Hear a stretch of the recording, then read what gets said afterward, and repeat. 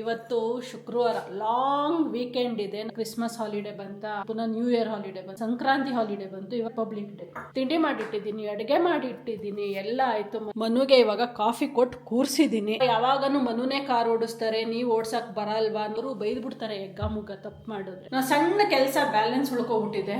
ಜೊತೆಗೆ ಮೇಥಿ ಪರಾಟ ಬ್ರೇಕ್ಫಾಸ್ಟ್ಗೆ. ಮಲ್ಗಿದ್ದು ಸಾಹೇಬ್ರು ಇವಾಗ ಜಸ್ಟ್ ಎದ್ದು ಬರ್ತಾವ್ರೆ. ಅವ್ರ ಸಾಹೇಬ್ರು ಕರ್ಕೊಂಡು ಹೊರಟಿದ್ದಾರೆ. ಇವಾಗ ನಂದು ಒಂದು ಪ್ರಾಬ್ಲಮ್ ಏನು ಗೊತ್ತಾ, ರಿವರ್ಸ್ ತಗೊಳಕ್ಕೆ ಸ್ವಲ್ಪ ಎದುರುತ್ತೀನಿ. ಸೂರ್ಯನ ಬೆಳಕು ಇಲ್ಲೇ ಹೊಡಿತಾ ಐತೆ ಮುಖಕ್ಕೆ.